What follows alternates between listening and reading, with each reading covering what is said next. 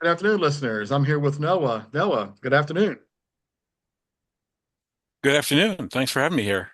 Absolutely. Thanks for joining me on the Q.A.C. team podcast this afternoon. Let's go ahead and get started and tell our audience who you are and what you do.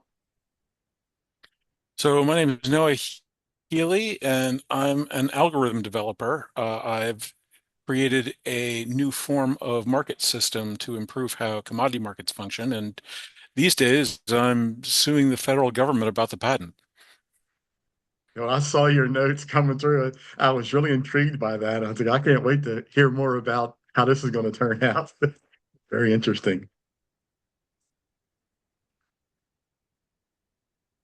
I'm kind of curious to see how it's going to turn out myself. They just filed an extension last month, Mhm. so when you get out of the patent system and start dealing with the federal courts, you get about 2 months, and then they get about a month, and then you get about 2 weeks, except that they asked for an extra month. So I've got to wait for January 10th to see what the state is going to do to try to defend Gotcha. themselves before I can bounce back uh, and and respond. Yeah. Gotcha. So let's talk a little bit about what you do as a business owner. So why'd you decide to be a business owner? Let's talk a little bit about that.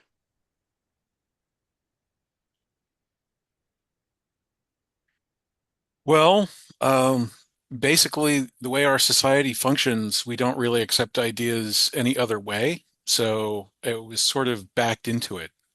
My primary interest is actually computational mathematics and this algorithm development stuff. And I sort of built a sabbatical for myself to try to work on some of these problems, not in the expectation of coming up with some sort of, you know, economy shaking breakthrough. But that's what wound up happening. And so once I had this particular technology, I needed to figure out how to get it into general use. Mhm. And as far as I can tell, this is just how our society is structured. So it's sort of, from what I can tell, having talked to people who are either successful or unsuccessful, it's a lot better to just want to be successful at something than to want to achieve some specific goal. But I don't have that option, so I'm doing this. Yeah. So, in reading a little bit in your bio there, you talked about this could possibly help the stock market. Am I correct? Oh yeah, yeah, yeah. Well, so the markets that we use are structurally speaking centuries old. They predate computers, they predate the telegraph, they predate the governments of every single country on the planet. They're real old things at this point. Uh, so they were created in a time when nobody could even imagine sending a message any faster than a human being could travel. And we have been plugging machines into them for around half a century, a third to a half a century now. And so the markets are actually losing their capacity to function the way that they functioned. Well, I would say they lost their capacity to function the way that they functioned for the first 750 years of their existence so, or so. Mhm. Uh, and and what's important to us is that they're losing the ability to do the thing that makes it worth even having them in the first place. And so I've been able to take some of the modern ideas and technology that we have around information and information processing and create a system that is hundreds of thousands of times more efficient at processing the kinds of information that markets have to process. To give you an idea, the stock market, I have actually met the guy who at the time was operating their server farm. In order to process those orders at the speed that they have to process them to keep the throughput going, they actually can't do the legally mandated monitoring to make sure that everything's going okay. So what they do is they just have these big sort of event logs and backups. And if the SEC or some other party that's so empowered wants to do an investigation to determine whether or not at a certain time behavior was not the way it's actually supposed to be, they clone a copy the of the historical state of the computers from the backups and the log tapes, and then turn on all of the sort of monitoring and logging. And like a 5 minute session can take hours to actually run, but you can Wow. actually check and see that everything happened in the right order and, at the right information availability and stuff like that. Uh, so right now, they're already operating so quickly, they have to deploy these shortcuts just to stay on effectively. Gotcha. And that all costs us money. Uh, the information failures of the marketplace mean that people that sell commodities, buy commodities, farmers and bakers and meat packers and so on. Uh, it's getting chewed up from both sides. The, Okay. the the producers are selling for less and the consumers are buying for more than they would have in a more efficient marketplace. And we've seen since pretty much the 70s, late 70s, the proportion of the US and global economies that is the financial industry has been growing and growing and growing. Um, that's actually a bad thing unless the service that they're providing is getting better and better and better. And since our economy has actually been growing slower over that entire period of time, that's not Yeah. true. So, being able to make that system more efficient would actually cause our economy to start growing faster. And because they wouldn't have to be spending so much time on busy work and BS, the ones that were still involved could actually make more money as well. Gotcha. So how does this tie into like real-time trading? Would it affect real-time trading? It would effectively change what real-time trading means. So Gotcha. real-time is a term that again has an ancient history, in tech terms like back to the 50s and 60s. Yeah. And real-time essentially means systems that update in in speeds that are commensurate with the problems that they face. So, Gotcha. like, uh, a bridge isn't a real-time system because, you just go check it once a year or whatever. But if you're doing fly-by-wire, which they started, figuring out things like that, automated transmissions, some of these things had to be real time. If your automatic transmission in your car shifts gears within an hour of when it should shift gears, that's not doing you any good. It's not any Um, good. right.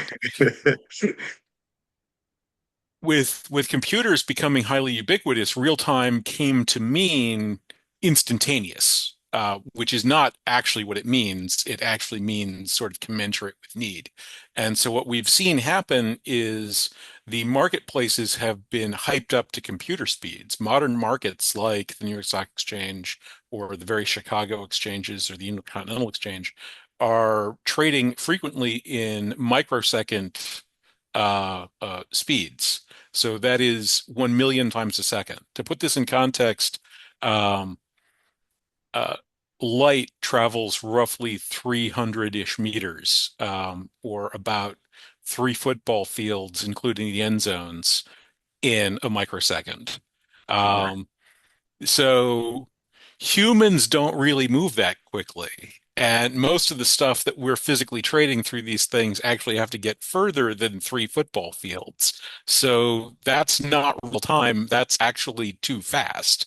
And so what we would be able to do, because this emphasizes actual human usable data rather than, this sort of market nonsense, we would be able to match markets to the actual logistical needs, which would be more on the order of one, maybe two prices a day, maybe one or two prices a week.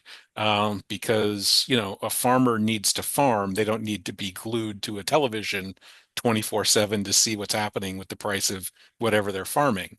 The same goes for miners or factory owners.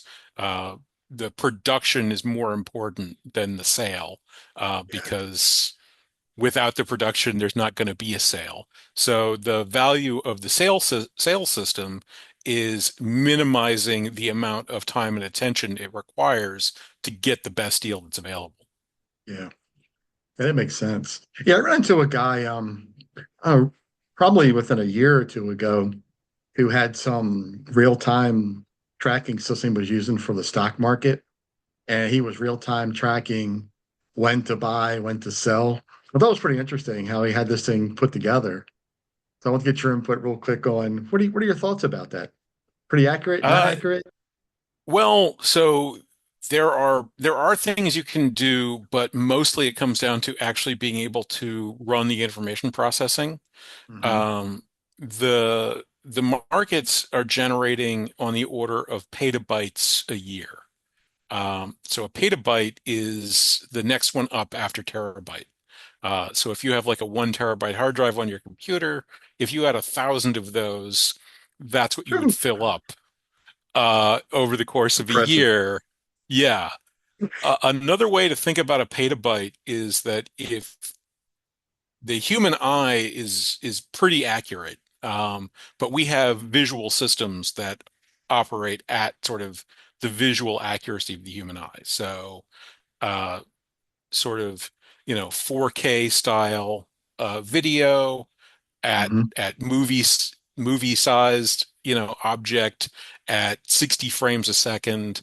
Also audio, we have audio sampling that's better than the human ear, so you can't, sort of get any better than that over entire dynamic range. So if you took the entire audio visual input of a human body over 75 years, roughly a human lifespan, actually technically over 100 years, that number over a century would be 1 petabyte, roughly. So Crazy. every year they produce this information pile that if you did literally nothing with your entire audiovisual sensory system other than processing that pile of information for that year with your entire life, by the time you died, you might finish it. Um, is that's what's going on here. And that would be, you'd never see your parents, you'd never hear your baby wake up at like you would have no audiovisual inputs except for this information from 1 year. And that number's going up. That number's going up very, very quickly because Yeah, they're coming up with new ways, like, your former guy, those sorts of things increase the information flow through these systems. They're gotcha. actually talking about, because they don't really want people to be able to gain advantages like that. They've been talking for a few years now about developing a technology. So instead of a microsecond, which would be 1,000 nanoseconds, dropping to 100 nanoseconds, Hmm. which would be about a 30 meter, which would be more like, uh, you know, a part of a football field at that point, Hmm. Gotcha. Yeah, so like the 40-yard line or something. So yeah. the, or, less than that, actually, more like the 33rd, 34th yard line. But that that kind of that kind of shift would not 10x the data thing, but because people would be able to sort of like, fit more things in the cracks, it would more than 10x that data load if they made that shift. And that's one of the things that holds them back. Like, we have the technology to do timing that's tight. It's just, do we have the technology to build the infrastructure for the IO to work, and the internet bandwidth and the things to support those ideas? And so that's one of those things that's driving all of these costs that's showing up at the grocery store. So Yeah, I see those kinds of approaches as solving the wrong problem, and doing so in ways that frequently benefit the person doing it. So it's parasitic behavior. gotcha, gotcha. So you got pretty involved in this, and sounds like you got pretty in depth with the knowledge and where you're headed in the direction of what this data that you're talking about. So let's talk a little bit about, did you choose this industry or did this industry choose you? Let's talk a little bit about how did you get where you are? This is interesting. It's really cool. Well, like I said, I was actually more interested in the math problems, and Yeah. I was interested specifically in how communication could function on networks and how that could lead to consensus. Uh-huh. So, noise is a huge problem in computer science and in the actual functional application of the use of computers, because, of course, Yeah. they can create information or data at the very least radically faster than we can absorb it. Yeah. So, how do you condense that in ways that is still useful? Because there's something in there that you want, but you don't know Mhm. what it is. And so I was thinking about how you could configure your network to function in ways that would cause that to happen.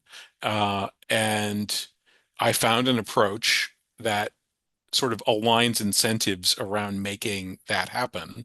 And Mhm. then people are becoming more and more familiar with AI style systems and their ability to try to solve particularly incented problems. So I was just doing, sort of theoretical work in this zone around uh, approaches to solve problems with AI or Internet of Things or network communication systems, stuff like that. Right. It turned out that when I applied it to marketplaces, uh, suddenly this answer fell out that was so much more efficient than what was there. And that's when I needed to do more learning, uh, and a lot of research and a lot of outreach, and start the company and start meeting people and the rest of this, to go into there. And as Mhm. I've gone through that, I've met a lot of very interesting and quite a few colorful people, and argued with quite a few of them, about whether, I have anything or the state of the existing system. And these arguments that I'm putting forth to you are sort of the boiled down version of that. It's the clearest explanations I've been able to find that nobody's been able to find an objection to, of where the problems are and where the solutions could be. Yeah. That's very interesting. Yeah. So when you got started and you built this and you're plugging along here, so what are some of the challenges that you face? And talk a little bit about that one challenge that I know you're working with now that you shared with me. Yes, yes. Well, as we were just discussing right there, one of the big challenges is actually explaining to people that, sort of the entire basis of the economy for, since the Middle Ages actually broke within our lifetimes, and now we have to fix it. And by the way, here's the solution. Right. That's a big lift. But that is actually getting very specific. I've been working, trying to get it through the patent office for the better part of a decade now. Yeah, it's And been that long, huh? That's wow. the full patent application was put in June of 2016. Yeah. Now it did take a few years, which was pretty standard at the time, and I believe it's gotten a little slower since then, Mm, before the examiner actually got a look at it, had done a sort of full analysis, and made a response. mm, And we had a year-ish of back and forth with the examiner, but in late 2020, so 4 years ago now, I got a notice acceptance, and since then things have just gone completely insane. yeah. Um, they ignored their first notice of acceptance completely, which is against the law, actually. Um, there's a manual of patent procedure that they are bound to carry out. That's what the law actually allows them to do. And Section 1308 says that if they hand you a notice of acceptance and you pay the fee, they have to give you the patent unless they do these specific things, one of which is sign a withdrawal letter. They never did. So Wow. that's it. They're just Yeah. not allowed to do that. But in spite of the fact that they didn't sign a withdrawal letter, they still came up with an objection. That objection is a little Mhm. technical, but what it boils down to is that they were claiming that numbers didn't exist. They were claiming that one equals two. And in the realm of mathematics, if one equals two, then all the numbers don't exist. So, so that's just crazy. Uh, my attorneys went back and forth with them a little bit. Well, I went back and forth with my attorneys a lot. Then my attorneys got back and forth with them. It wasn't really happening, and so I wrote up a mathematical proof of just how ridiculous what they were doing was in early 2022, Uh-huh. and they gave me a second acceptance because it was, they couldn't support that. Yeah. 3 weeks later, I got a letter of withdrawal for the second notice of acceptance. And they this time they said that the language in the patent was too expansive, which is problematic because they actually dictated the language that they're objecting to Hmm. during that year-ish of negotiation. What my attorneys had told me is that you write up your patent so it's too broad, and then you negotiate with them to get it narrower so Hmm. that it's still as broad as you can get, but it's not insane. Right. So we had gone through that process, and they had said, write it like this so it won't mean the stuff that it's not allowed to mean. And then at that point, like, 3 years, 3.5 years later, they said, well, this language that, we told you to write means the thing that, we told you it wouldn't mean. It's like, well, even if you could make that interpretation, we've got the agreement where we all agreed that we're writing it that way, so it doesn't mean that. So like, what's going on? What's going So my on? Right. attorneys, yeah. So my attorneys talked to them and they're like, well, we understand that this is total BS, but we're under orders. Like, Q.C. has come down hard. They're not gonna move forward. We don't we don't agree with them. We don't even understand what they're saying. This is the best we could do. So we're just writing this down. We're going to sign our names to it like it's not worth our jobs to go fight Yeah. your fight for you. Right. So then it's the patent court.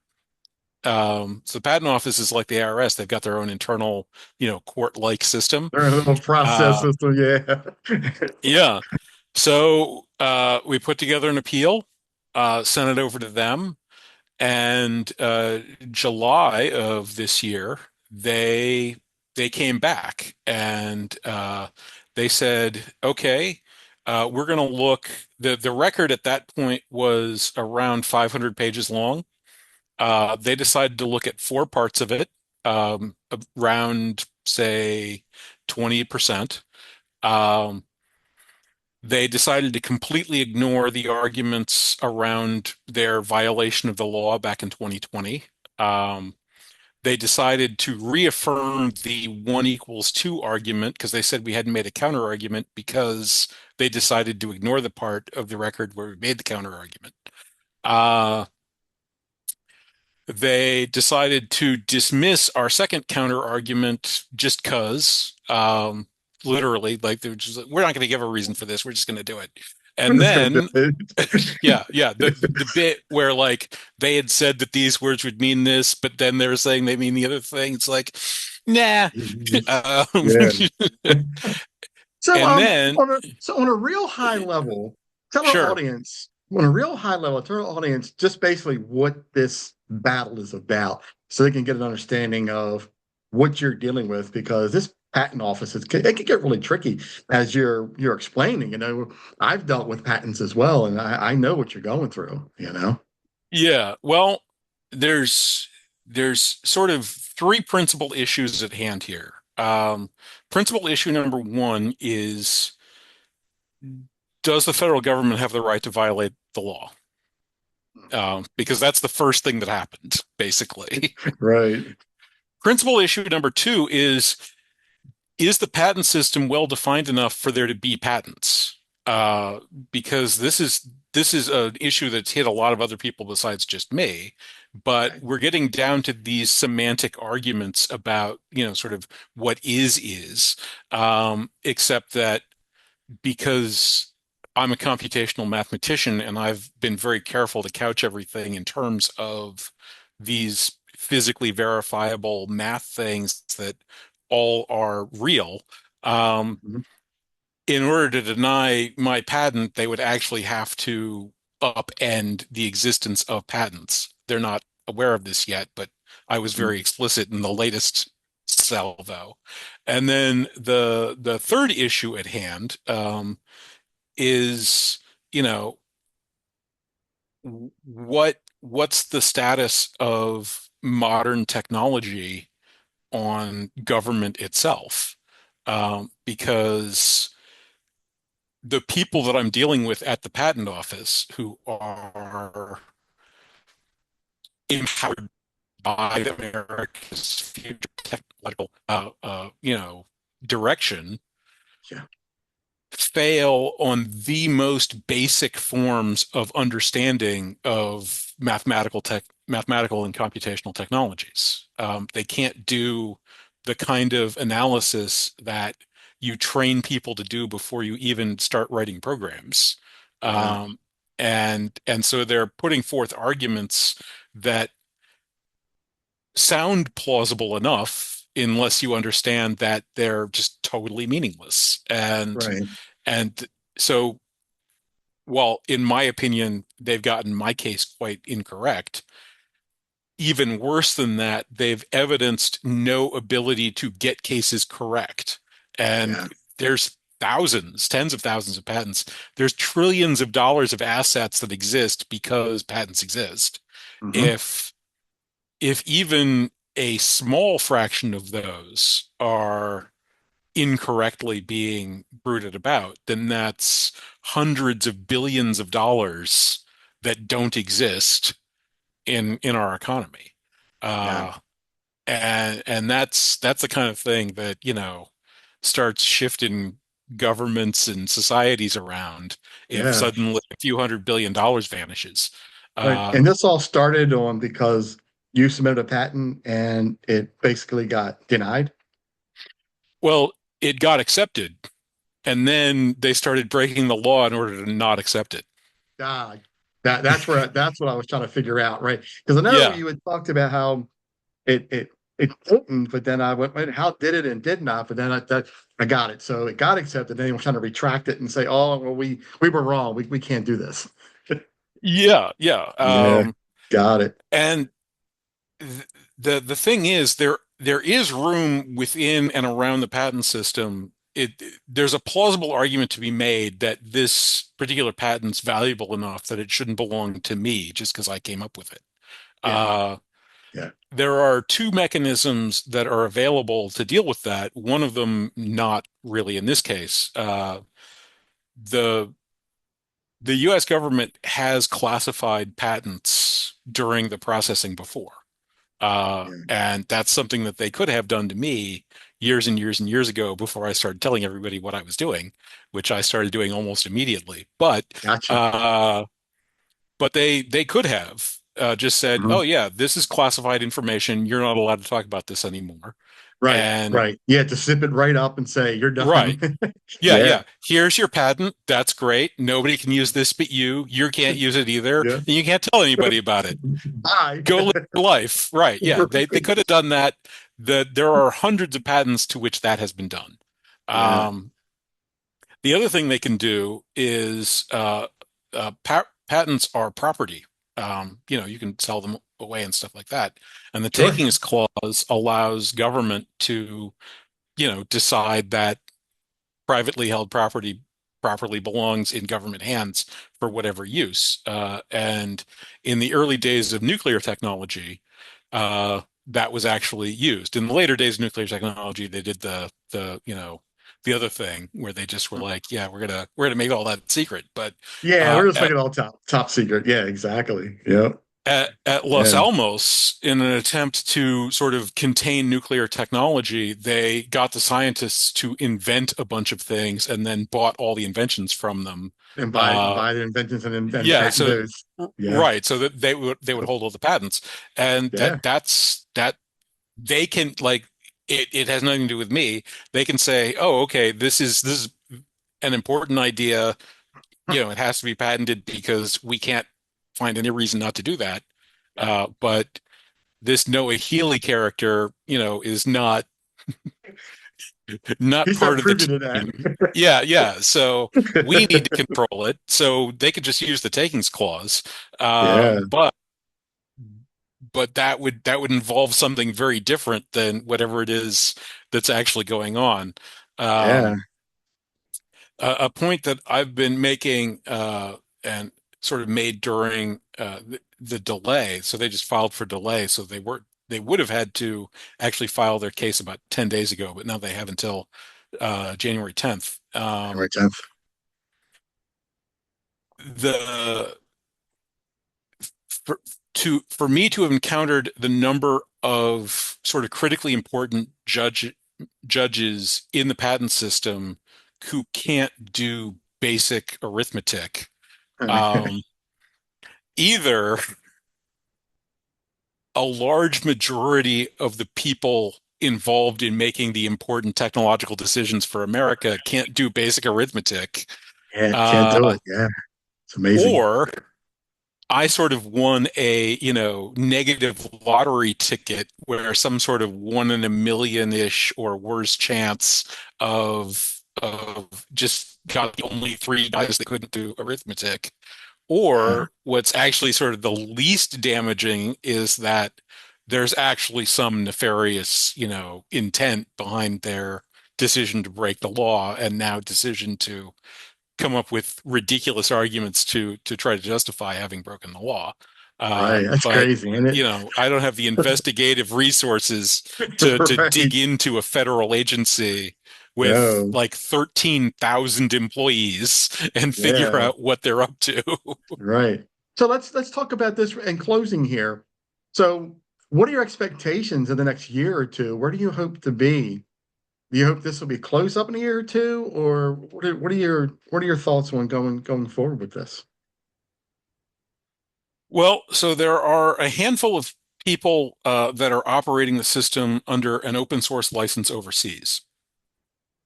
And I'm continuing to search out the possibilities of finding people who Gotcha. are probably overseas that would like to start one. I'd be happy to start one inside the United States as well, also under Right. sort of open source auspices.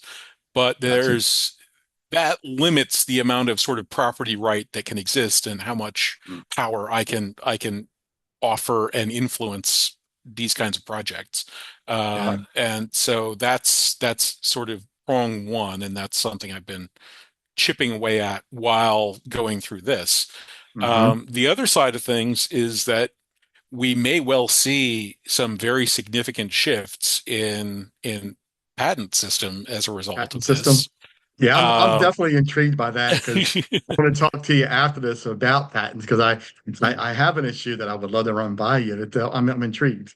Thank you. okay, yeah. Yeah. Uh, but that if I can, get a federal judge or a panel of federal judges to understand what's at issue and sort of do the right thing here, then that would not only grant me the patent, which would be a pretty big step forward, but grant me the patent because it would be acknowledged that there's now an available mechanism to make the economy function better in a Yeah. highly public fashion. Uh, and there would be a more concrete set of understandings about what would and would not be patentable. Right. Yeah. Because that's my entire point is that they're they have this they call it a a two-step process to determine patentability, but step two has two prongs, and prong B of step two has two phases. So you tell me whether that sounds like two steps to you or not. That's what two Right, steps in exactly. government sounds like. Uh, Right, but from a sort of mathematical physics point of view, all of their statements can actually be viewed in very concrete ways, except that they never do that. yeah, And so part of my argument is that you either have to start doing that, which creates objective standards that we can actually function off of, right, or you just have to admit that this is some kind of, crony, you know, criminal system where friends of the court right. get trillions of dollars and Yeah, inventors no role. yeah, And absolutely. that's possible outcomes is that the federal government could declare that, patents are real, but they're also a criminal enterprise. Right. Well, I would love to bring you back on as get the updates as we go through with this because this is interesting. I like to keep in touch with you and follow up with this because I like this process you're going through, and I think it could help all of society, man. This is good. I Yeah, very much hope so. I'd love to follow up with yeah, you, and yeah, hopefully as early as next month, yeah. there'll That's be awesome. there'll be at least some news, and Some update. I don't know. I think the courts move relatively quickly. Okay. It remains to be seen. The patent office has already gotten a 1 month delay, and that just happened at the clerk level. I just got a notice yesterday.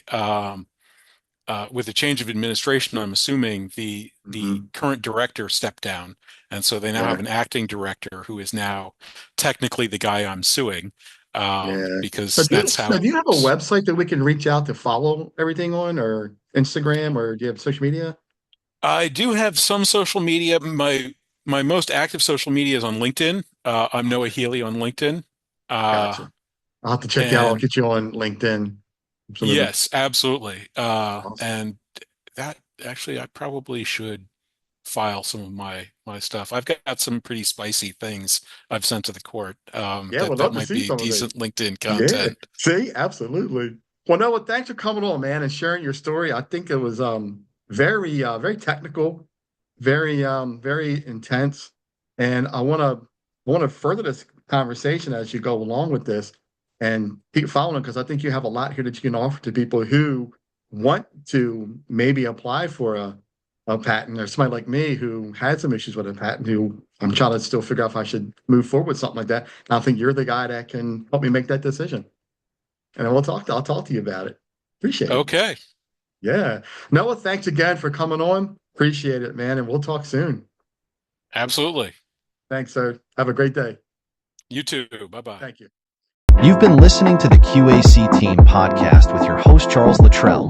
Connect with us on the web at qacteam.com, TikTok at Q.A.C. Team, Facebook and Instagram at QAC.team. Thanks for your support.